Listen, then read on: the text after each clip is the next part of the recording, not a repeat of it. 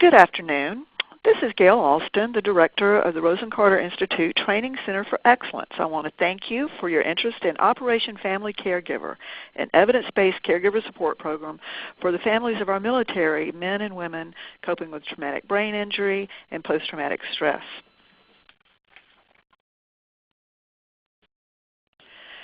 So you see in this slide is something that was shared at the Military Family Summit in Fort Benning, Georgia in 2002 by a military person who had returned. And I don't generally read slides, but I'm going to read this one to you because these words are just that impactful.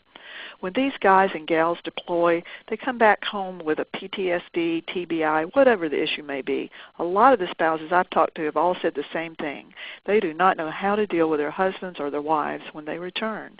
Their families, whether it's their wife, their husband, or their children, suffer because they're not prepared for that change. Yeah, they get the nice little brief from ACS and the FRG group, your husband's going to come back changed. But they aren't given any tools or resources for when I didn't sleep, for when I woke up from the nightmares and I was punching her in her sleep because I didn't know where or what I was doing. It's these kind of gaps that Operation Family Caregiver wants to fill in assisting those family caregivers, those young wives, the parents, the siblings, in caring for our returning veterans who bring home issues and injuries from the war, from protecting us. Today we're going to briefly go over Operation Family Caregiver just to give you a taste of what it is in case you might be interested in providing these kind of services for our veterans that are in your area. We're going to offer an overview of Operation Family Caregiver, an overview of the training that we provide for the delivery of Operation Family Caregiver, and we're going to provide some information on the training opportunities that are provided by the RCI Training Center for Excellence. We'll start with what Operation Family Caregiver is not. It's not prescriptive in that it does not go in and start telling people what to do.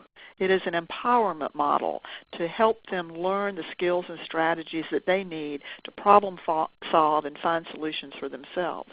It's not clinical in nature. It's about connections. It's about understanding. It's about support. And it's not therapy, which means that those who are delivering this intervention do not need mental health credentials. They're not going to be conducting therapy sessions. They're going to be standing side by side with these caregivers and giving them information, education, and tools that they can use to better cope with their situation. What Operation Family Caregiver is, as I mentioned earlier, it's a means to empower the caregiver to better understand the experiences of their loved one, the behaviors that they're now dealing with, and to help them develop strategies that are proactive and effective in dealing with the issues surrounding traumatic brain injury or PTSS or any other injuries related to their service. A little background on where this originated. It's a problem-solving training for family caregivers of persons with TBI. And it was a random control trial that was conducted back in 2008. It has been proven to significantly improve caregiver outcomes such as burden and depression and self-care.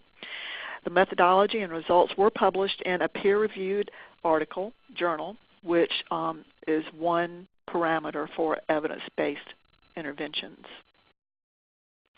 So why should we be interested in Operation Family Caregiver?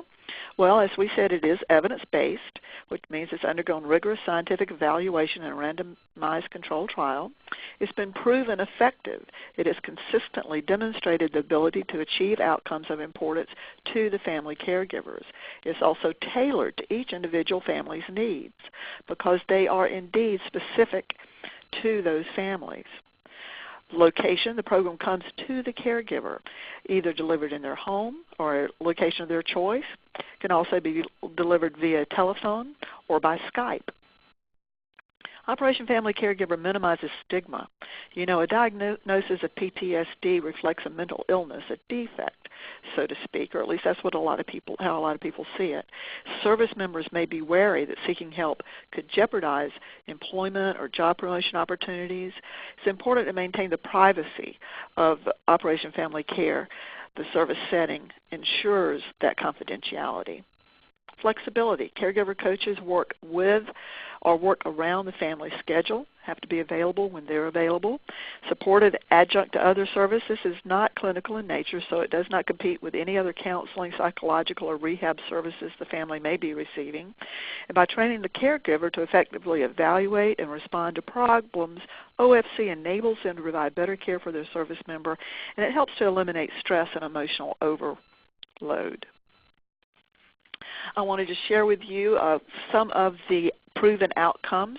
We do see an increase in the satisfaction of life, and we see a decrease in caregiver depression. We also see a decrease in caregiver burden.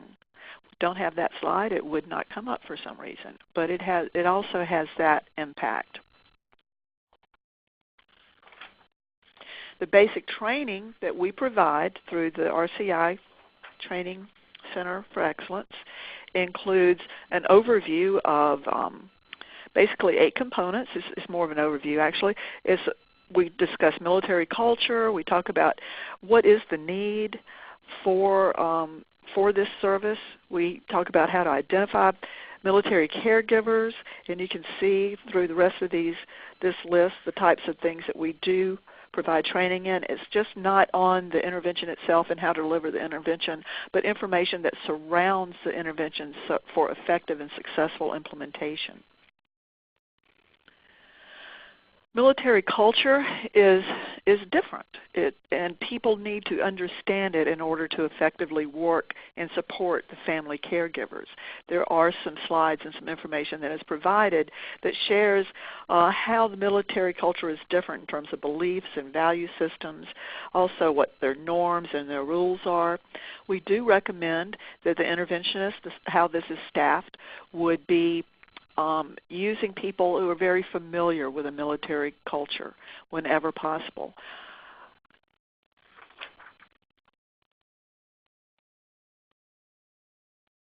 In identifying this need, we share a good bit of statistical information, statistics, and trends that have been observed in military families. For instance, only 50% of eligible veterans actually pursue and receive services, even though they've been determined eligible for them. Also, we know that the mental health services that have been sought after by the teens and children of our military people have doubled since the rate that was prior to the Iraqi War. 25% of all service members report PTSD, although very few of them are diagnosed. Those are the types of statistics that we think are important for our interventionists to understand. We talk about identifying our military caregivers. There are the young spouses, or maybe not so young, but there are a large number of young husbands and wives that are dealing with these situations, these very challenging situations, with little to no preparation for that or expectation of it. There are parents providing caregiving for their children. They have to navigate very complex systems of care. Many are providing 24/7 care for a lifetime. And then there are the invisible wounds, such as the PTSD, the suicidal inclinations, which can be extremely difficult for families to cope with. Give you a little nuts and bolts about Operation Family Caregiver. It is an in-home tailored caregiver support intervention delivered in 4 in-home visits. As we said earlier, that could be also delivered by Skype rather than in the home if it's easier for the caregiver, if they prefer that, or if distance precludes traveling to the location that the caregiver is in. There's monthly telephone availability for support and ongoing follow-ups. There's a data collection at the beginning and end, which is where we get our outcome data so we can be sure that we are achieving the results that we intend to achieve. The program length goes from 4 to 6 months, and in order to be considered a completer, 75% of the sessions must be completed. This next chart is going to outline a little more specifically how those sessions are delivered, their location, and their timing.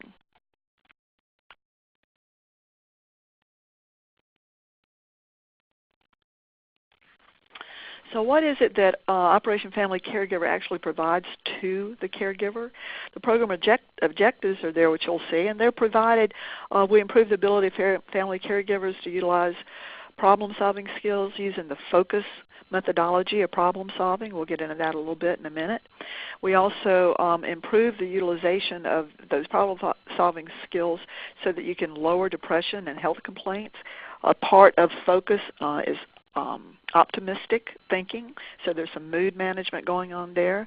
And then there's improve the management of anxiety of children that are located in the home, because if you can empower the family caregiver to better prepare for possible incidents or to know how to quickly respond to effectively incidents as they arise, then it creates a more safe environment and it reduces the anxiety of all members of the household.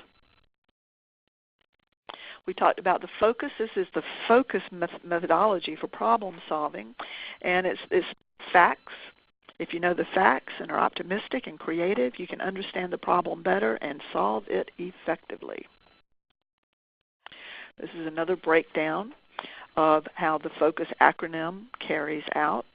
We know that when you have the facts of the problem, some people will get very emotional about a problem. They might not be looking at it concretely, so you need to be able to define the problem and set goals for when you know that it's going to be solved or what level of solution you can expect realistically. Optimism really is about overcoming that defeated negative thinking, instilling hope that you can cope, you can find ways to impact these issues that are dictating your life at the time. Creativity, learning how to brainstorm solutions, is a critical piece of finding something that'll work, because usually it's the thing that is completely out of the box that will sometimes be the very thing that will solve a problem for you. We underline that people should think through all the possible solutions and really look at it from all angles so they can understand how it might work and what the side effects might be before they start using any particular of the solutions. And then part of the solutions is that they're going to be doing ongoing assessment and tweaking those solutions to ensure success in the long run. The Caregiver Notebook is a wonderful tool that's provided to every caregiver who enters the program. And I shared with you the table of contents here. As you can see, there's a lot of information about caregiving. There's a lot of information about different conditions that the caregiver might be dealing with. Then there are other issues about how to approach the strategies to cope with those issues. And then there's the resources section, which gives people resources, military resources, and also very helpful web pages and organizations. Because the suicide of our returning military men and women has reached epidemic proportions, we do offer a section in our training that addresses suicidal ideation. Certainly we want people to be able to share ways in which a family member might identify the potential threat, also how they can care, how they can intervene. We share with them ways to help their loved one get the treatment that they need. We are not suicide prevention counselors. However, we can share a good deal of information about how the family can intervene and reach out to those people who are experts in this field. I want to talk to you a little bit about certification steps. People who become certified in this intervention, they will read some assigned readings that are required prior to certification. We actually conduct a role play via Skype in which the interventionist would have someone playing the caregiver, and then the interventionist would deliver a session to that caregiver, demonstrating that they have mastered the skills needed to implement with fidelity. Then there's a written test that they will submit as part of their certification packet. If they achieve a score of 75% or greater on the role play and on the test, then they will be provided certification.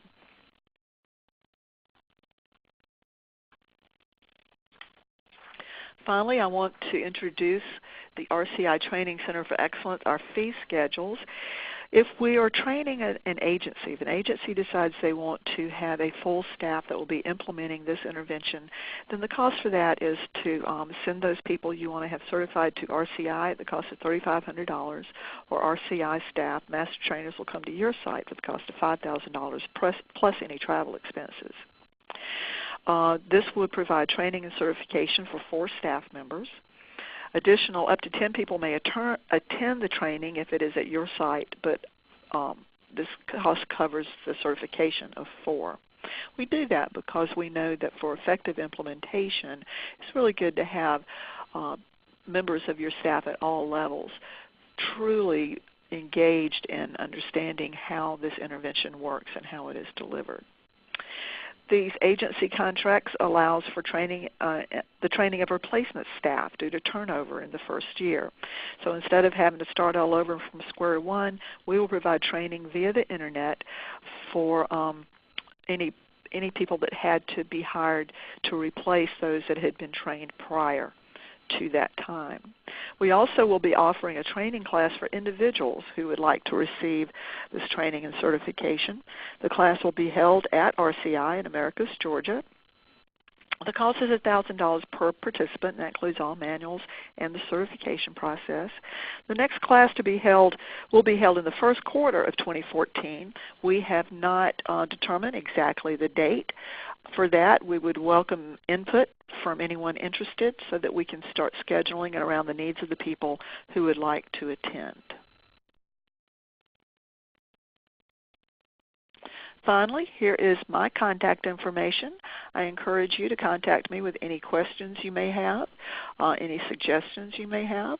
Just call me, email me, and I'll be glad to discuss this important intervention for our military servicemen and women and their caregivers. Thank you. Thank you. Please stand by.